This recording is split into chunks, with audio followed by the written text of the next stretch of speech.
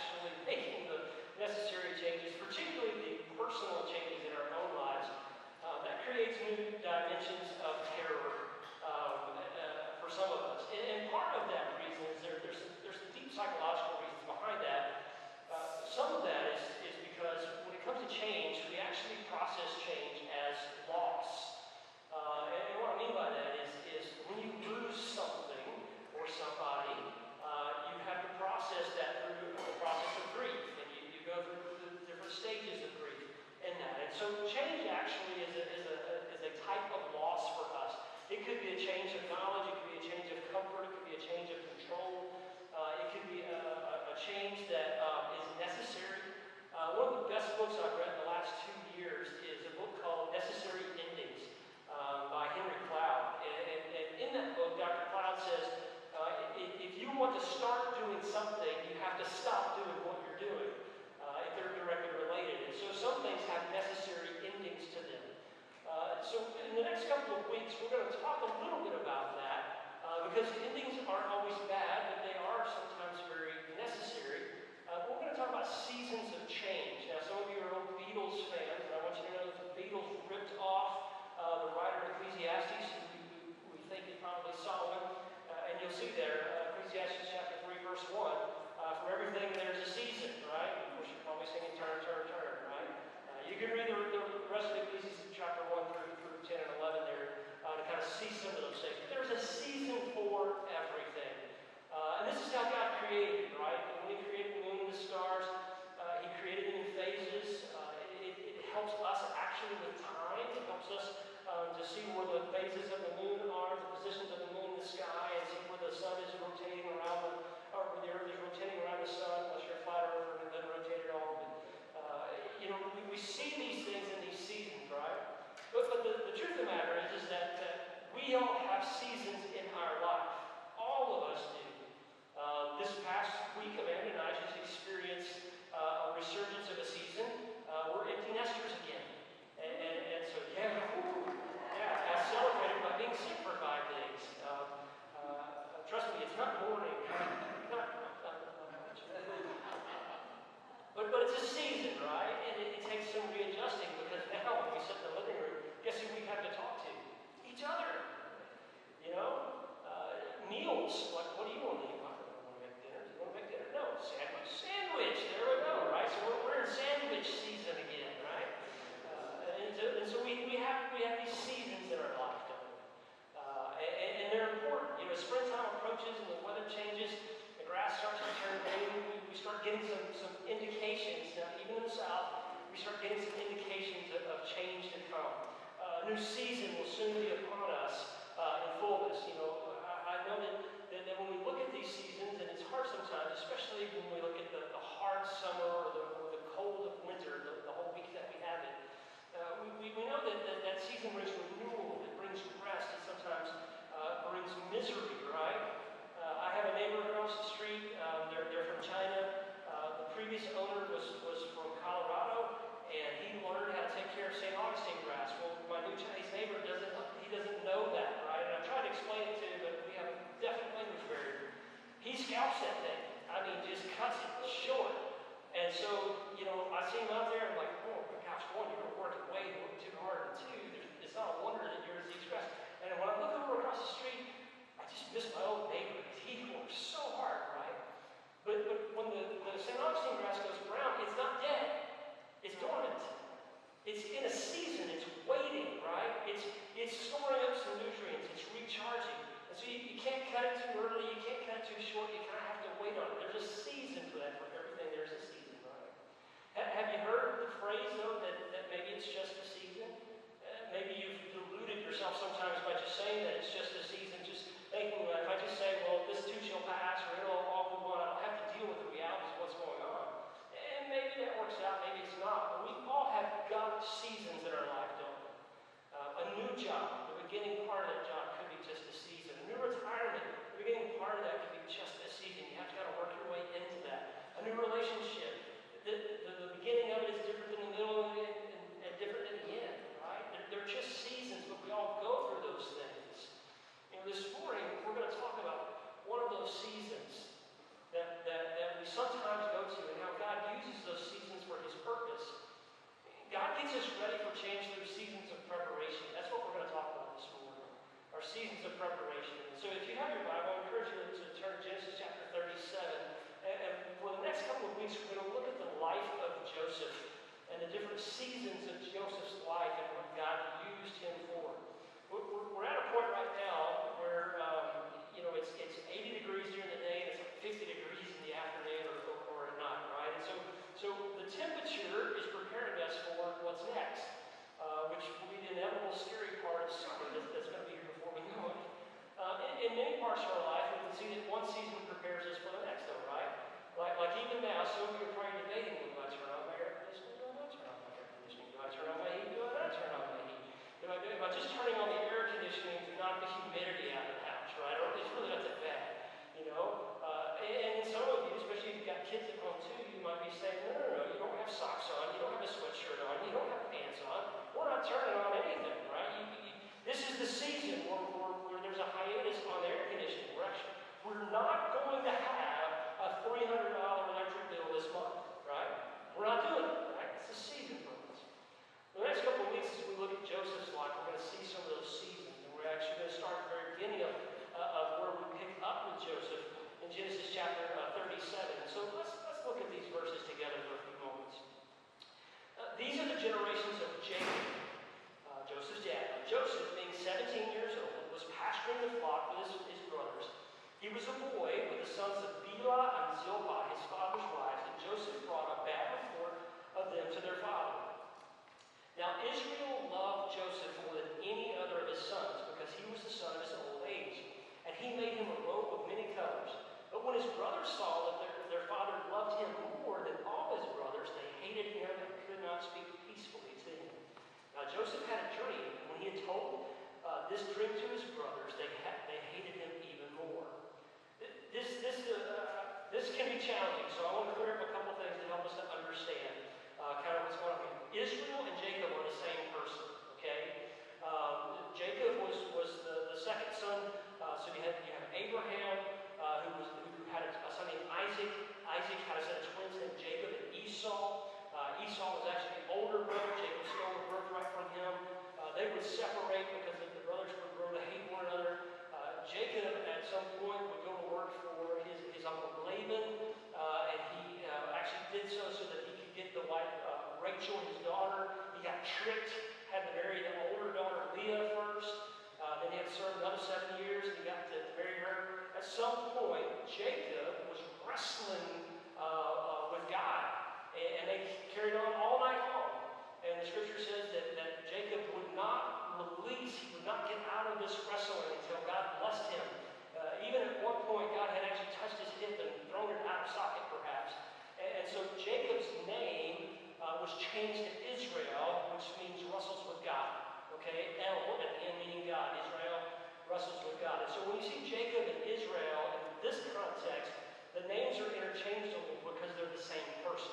Okay? And so it's easy to get confused a little bit. But his name has a significant meaning because he would become the father of many nations, as was promised to his grandfather Abraham. Okay? And so Joseph's mother, Joseph was the 11th born son to Jacob. His mother was Rachel. Now she had not had any children up to this point, and she finally has Joseph. And so Jacob loved Rachel more than Leah. And then you have these two other weird names up there, Zilpah and Bilhah, right? And they were concubines who he tried to have children with because Rachel couldn't have any children. She was barren for so long. And so why do I tell you this? Well, weirdly enough, his first cousins are also his half-brothers, all right? And so because Zilpah and Bilhah were two of the concubines, they had children at the same age, roughly what Jacob was. Okay, so he's 17 years old at this time. Do you remember being 17? It's easy. I'll back this up for you. Do you remember when you knew absolutely everything and was responsible for absolutely nothing and it was all everybody else's fault? Okay, good. Now we're on the same page, okay? So what happened here is as these boys get older, you have the oldest Reuben and Levi and Simeon and those guys.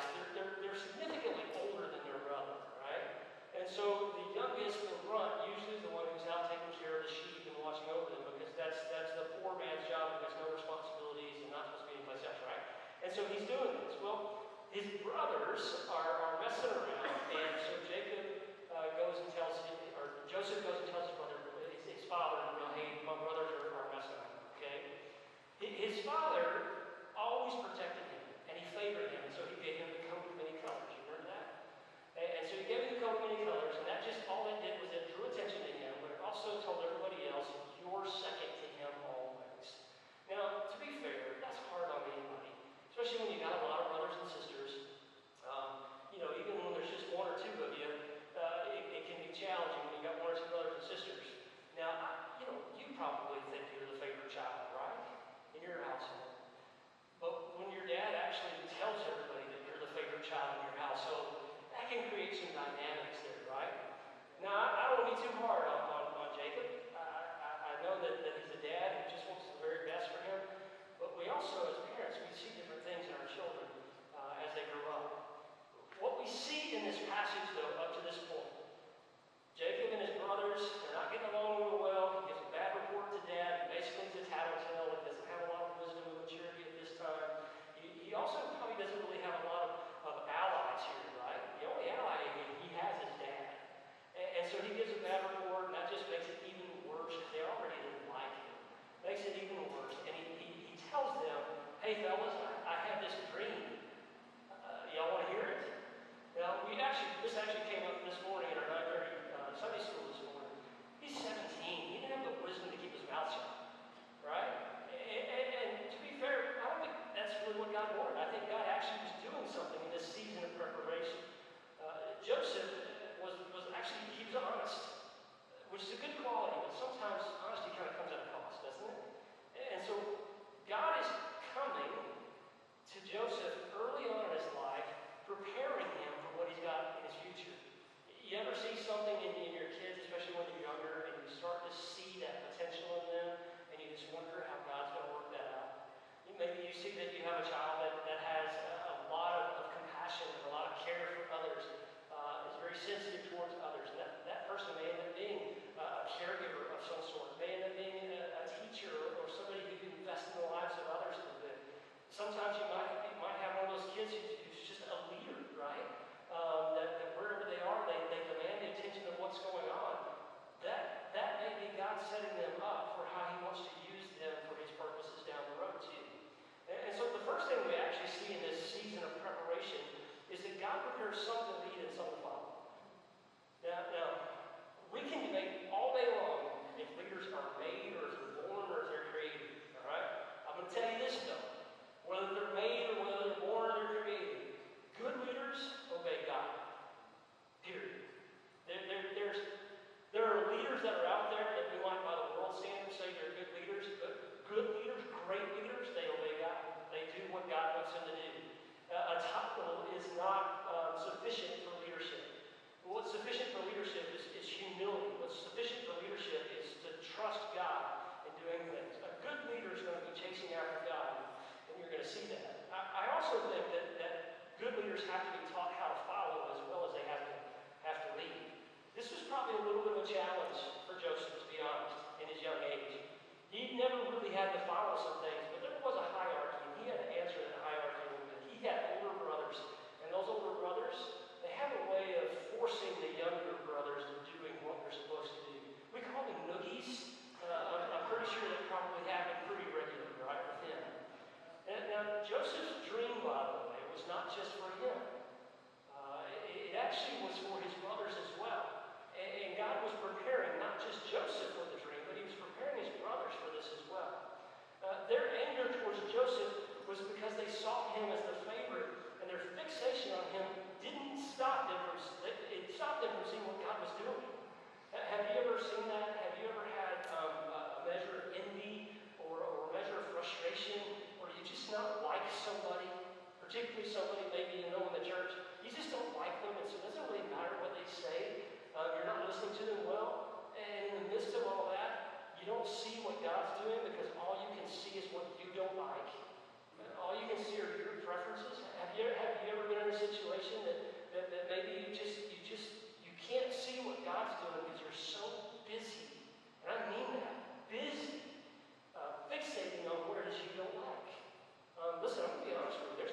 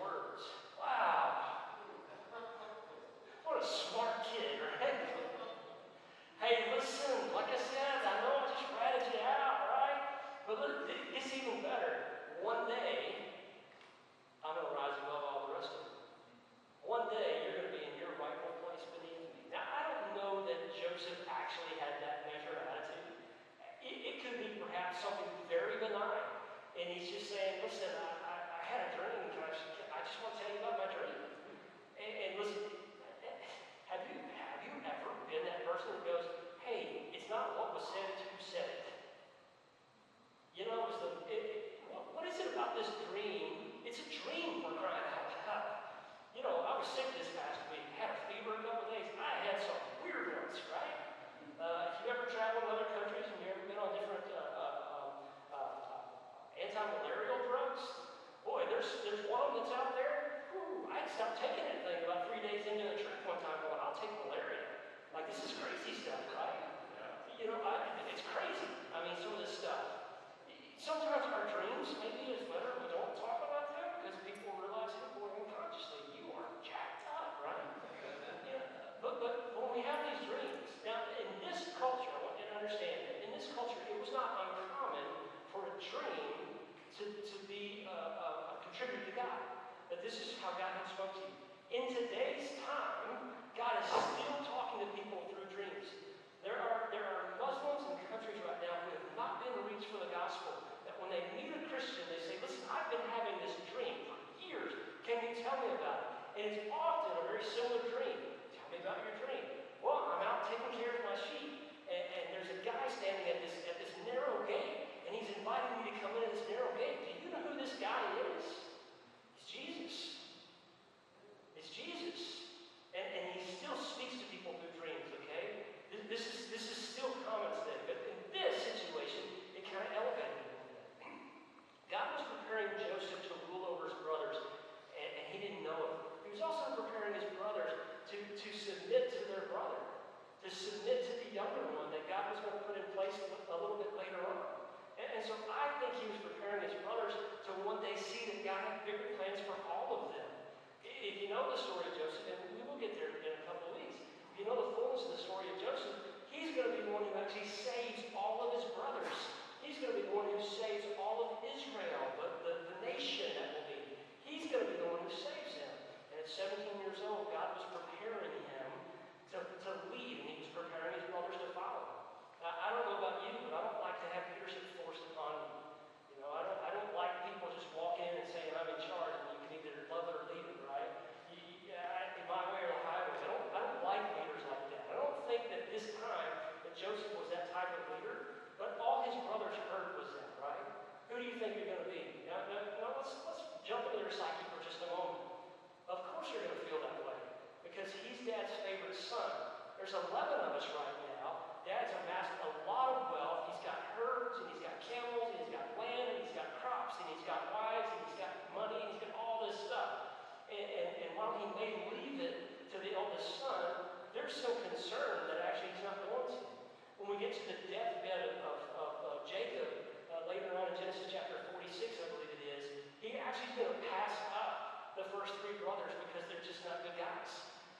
He's going to actually bless Judah, who Judah would become the nation of the Jews, right? That's where the Arabic word comes from, and would be the line that David would come through, and be the line that Jesus would finally come through as well. And so while it was customary for wealth to be passed down from the oldest to the youngest, not everybody was cut out. These guys are already thinking, well, you know, actually he's Dad's favorite, and he's going to get everything. Now, I think that what he was really preparing these brothers for was for a hard lesson in humility. A hard lesson that they're not going to learn immediately, and they're not going to be able to catch up on. We might not always understand what God is doing, but God is always working towards his planned future. Think about that for a moment. God's always working towards his planned future, which means that he has a definitive reality for us. He has a definitive end to how this life is going to be. He has a definitive recovery of this world, right? Part of the redemption of humanity is both mankind and creation. God's going to set everything right, and he's working toward that. And so when we look at the life of Joseph, we can see that Joseph is a Christ-like figure in how he is set up to do these things. Not much is known about him the first 17 years of life, but we're about to learn a whole lot more about him in the coming weeks as well. We also know that God prepares future victories through present trials. Ooh. You ever just find life hard? I mean, just hard. Like this suddenly get so hard? My job hasn't changed, but suddenly my bills have changed. Or this is my favorite. I finally feel like I'm ahead. Boom! $2,000 car issue. Right? I finally feel like we've saved a little bit of money. Says the banker. No, you didn't. Okay? You were just holding that money to give it to somebody else later. Right? You ever feel like things are finally on track, maybe in some of your relationships, or maybe with work, or you're finally kind of settling into a groove and all seems comfortable, and all of a sudden everything's disrupted? I want to tell you something, and I know this is difficult. It's not that God doesn't care, but He doesn't set out to make your life hard.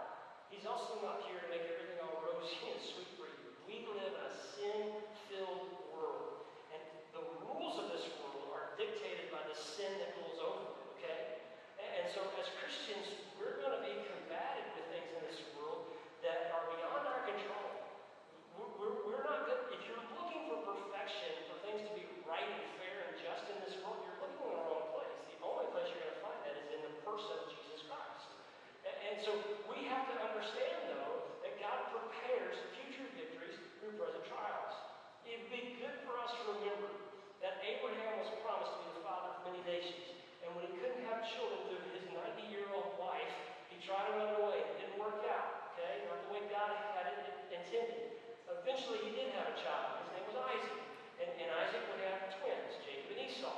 And Jacob would go on and he would have 12 sons, actually. Benjamin would be born a little bit later on. And in the midst of all this, God would make him into the mighty nation that He promised Abraham to be.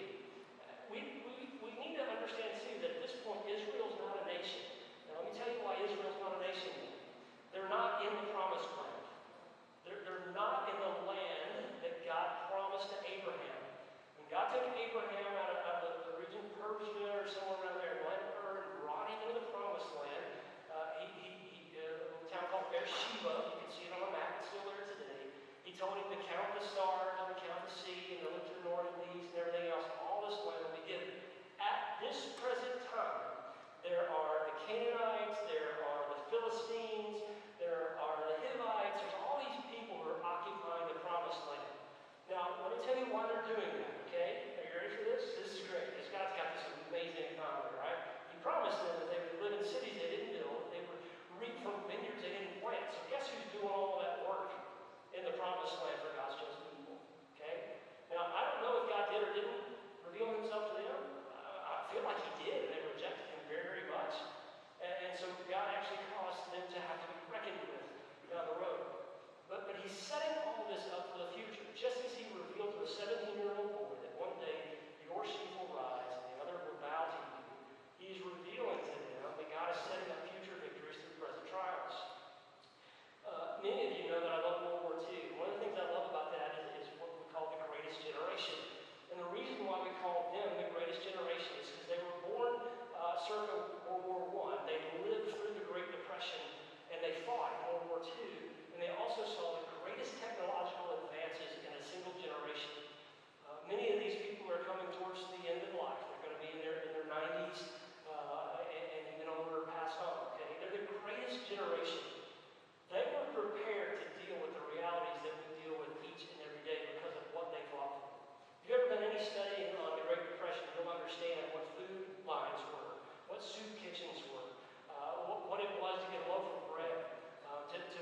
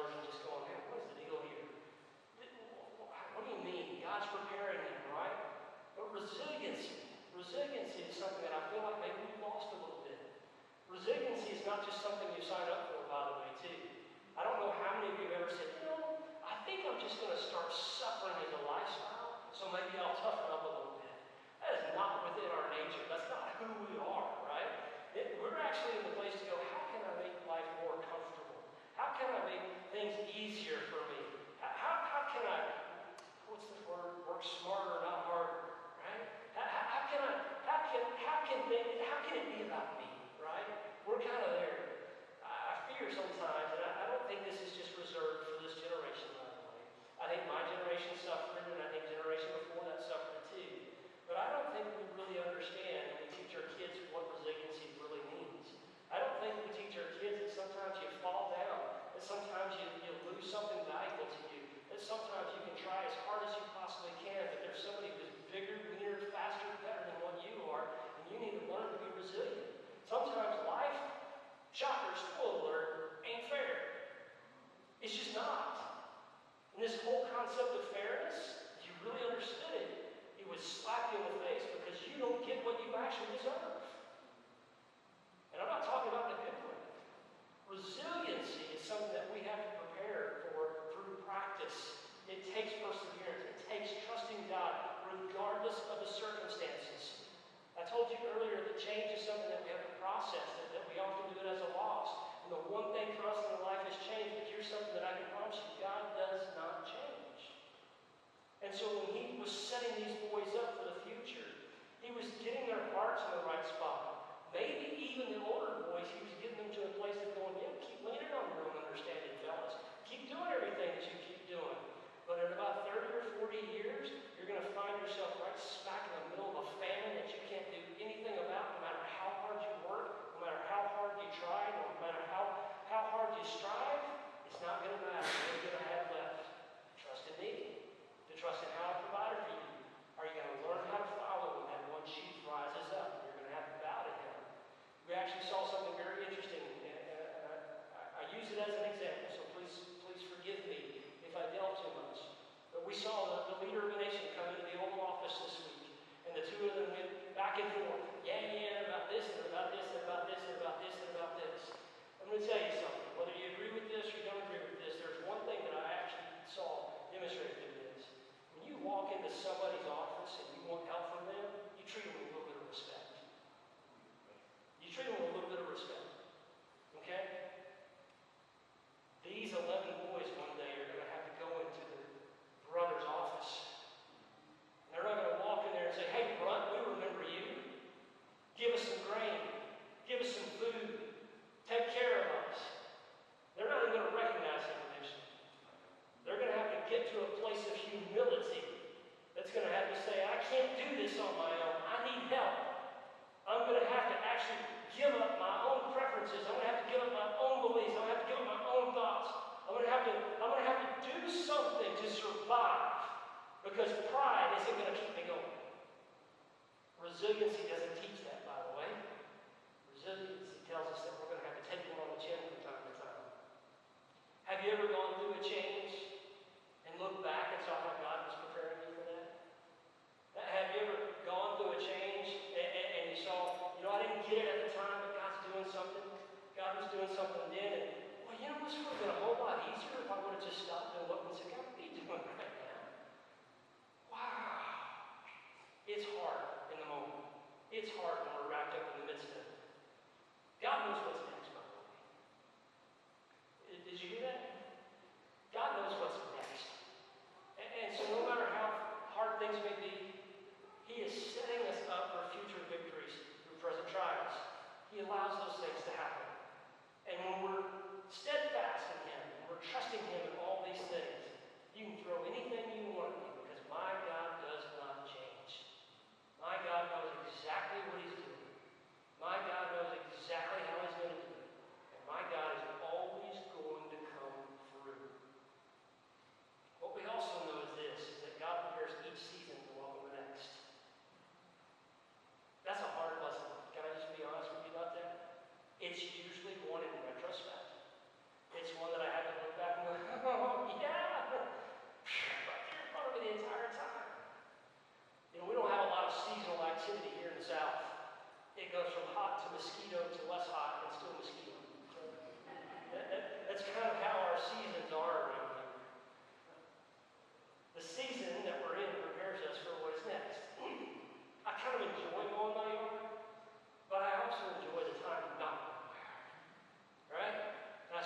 see it grow, and I start to see it green up a little bit. I kind of enjoy that time a little bit. I look forward to what's happening next. I'm prepared for that because God is saying, hey, it's coming, right? Now, I know Bill's one of those guys that when the pollen starts to pop, man, you just see where Bill is and you get away, right? Because he has bad allergies, right? He knows that. When you start to see the cars start to turn yellow, all of them, yeah, it's coming, isn't it? Right? It's going to be here. When the azaleas start to bloom, you know, oh, I know they're sure going to be pretty for the next 2-3 hours. Right? And then they're going to go back to being 60. Yeah. It's a season. It tells us the spring's here. You know the little baby's breath, the little white flowers are out there? Well, they're right now, they're still at Lowe's and Home Depot and those places right there. You're going to find them and snapdragons. You might still find a couple of pansies that are out there too. Maybe some cyclamen. Those are more cold weather plants, right? And you're going to see a lot of these things because guess what? They're still in the greenhouses. They're trying to get rid of them. It was 80 degrees yesterday. Those plants don't survive long term. I'll just count on them. So how does God do that? How does He prepare this season for the next? Well, I want to give you a real life example. You ready? Have you ever seen kids volunteer to clean their room? I mean, have you ever just seen them walk in and go, this place is a disaster. Thank God I'm ready to clean it. Mom, Dad, can you leave me alone for a couple of hours? I'm going to be cleaning my room. You know? I mean, even better, have you ever been awoken like at 6 o'clock on a Saturday morning to the sound of the vacuum cleaner in your kitchen? It doesn't happen, does it, right? And I don't know about you, but some of the greatest battles we've ever had in the history of the Davis household have revolved around our kids cleaning their room. I don't know why I have to make my bed. I'm just going to lay down in it again, right? I don't know why I have to take a bath. I'm just going to get dirty again, right? I don't know why I have to pay my bills. I'm just going to run them up again, right? You know, we teach our kids to do stuff like this because, believe it or not, one day they're actually going to be on their own. They're going to be responsible for themselves, maybe even for another human being at some point, right? And so when we're teaching our kids to clean their rooms and to pick up after themselves and put stuff away and to take care of the things that we work hard for, it's because one day we hope to have grandchildren and we don't want them to be like that. We teach our kids to be responsible for themselves because one day we're not going to be there to pick up after them. One day we're not going to be there to get them out of the situation that they put themselves in, either through laziness or bad choices. We teach our kids to do things when they're young, to even deal with failures when they're young, so that when they become adults, they can deal with them. Mom and Dad are not always going to be there to bail them out, nor should they expect to be. I love my kids. They both chose professions that are going to require me to have to work for a long time, because they're not going to be able to take care of me when that day comes. But hopefully I've taught them to take care of themselves. Hopefully I've taught them what it is to be ready for the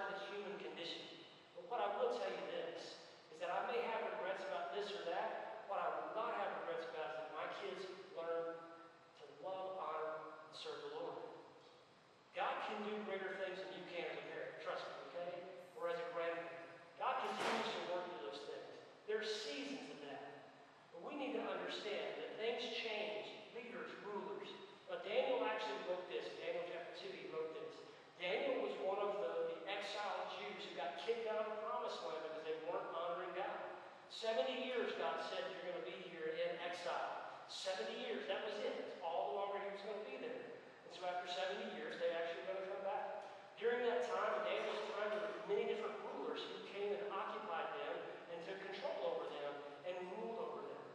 Eventually, God would put a different ruler in place, Xerxes, who would actually pay for the rebuilding of Jerusalem. God would use the enemies of God's chosen people to rebuild his town and his temple. He would actually pay for that as well. This was a season that changes in life. We have to understand that God prepares us for the season, and he's setting us up for the next one.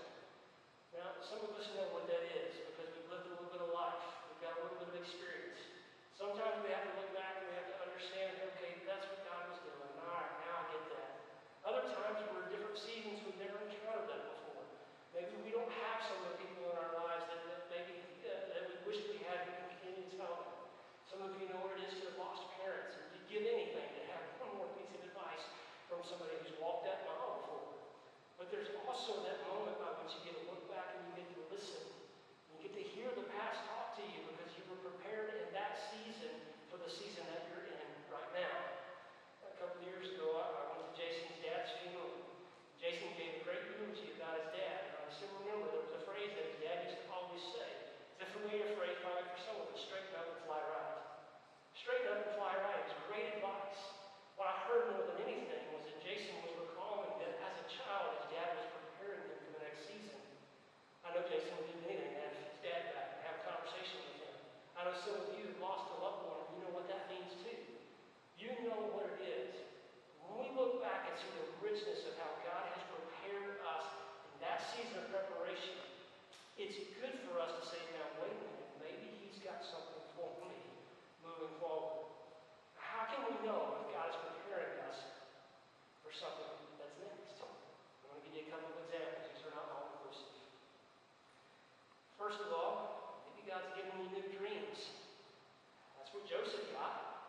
He got this dream, and he couldn't help but share it with his brothers. Maybe I would have stayed quiet if they already didn't like it, but he just couldn't help it. He had to share those dreams. Maybe God's put ideals in your heart of saying, I never thought about this before, but maybe this, maybe that.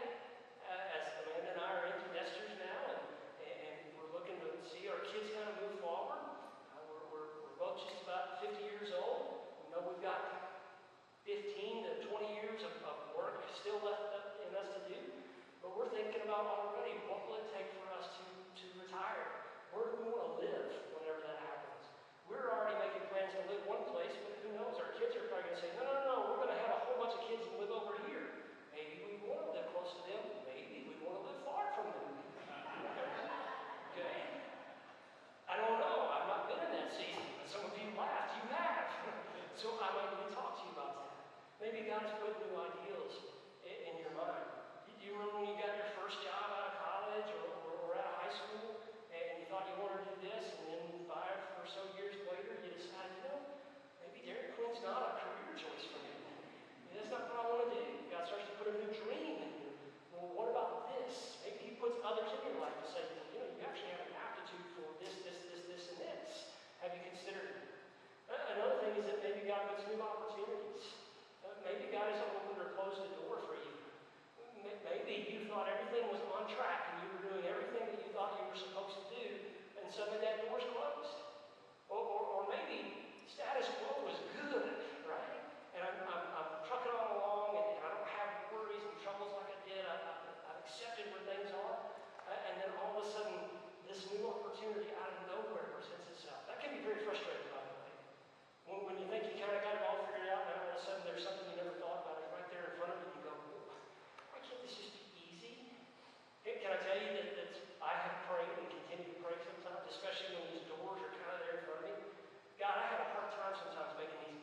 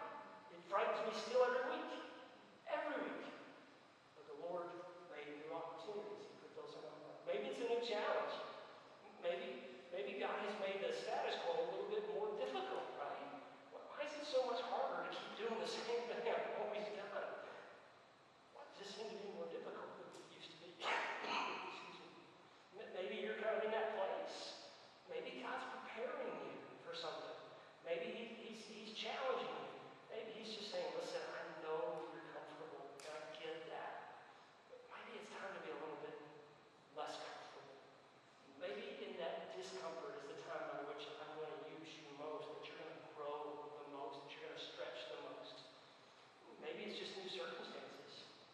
Maybe there's things that are going on that you absolutely have no control over whatsoever. Control, by the way, is an illusion. Just so we're clear on that. The person who says, I got everything under control, don't listen. That deluded themselves. I need to. Maybe the circumstances have just changed. Maybe the rent has gone up. Maybe your insurance has gone up. Maybe things are changed in such a way that I have to make some significant changes because the other things in my life, they're changing too. I don't know how many of you ever, if you know what an adjustable rate mortgage is, it's kind of frightening, okay? It's almost as scary as the interest-only loan that you'll find out on the West Coast. It's one of those things, the adjustable rate mortgage says, okay, at the beginning you pay this much, but in 2 years you're going to pay this much more, and the next year you're going to pay this much more, and this much more. I understand it's an option for some people, and that's a choice that they make for whatever reason. But I'm going to tell you, the circumstances that when your household goes up 5% and your cost of living adjustment for performing your job is 3%, that math don't work. And when the cost of milk goes from $3 to $5, that math don't work. And when the cost of gas goes from $2.50 to $3.50, that math don't work. Those circumstances change and they're outside of your control, right? And so I know it sounds hard sometimes, but maybe God is saying, listen, I'm preparing you for what's next. You're in a hard season. I'm bigger than this, by the way. And I'm setting you up in these trials for future victories because I've got great plans for you.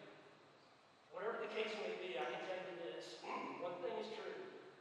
If God is preparing you, and He's with you, and He has a plan for you in the next season. He's with you, and He has a plan for you in the next season, whatever the case may be. I personally believe that God is always preparing us for what's next.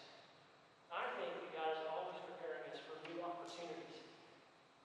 I personally think that God is always working on the hearts of believers to tell others about who this Jesus person is that has fundamentally changed their eternity. I think that He's always in a place of preparation. I think that God doesn't work in a linear fashion like we do, but He knows that we need that a little bit.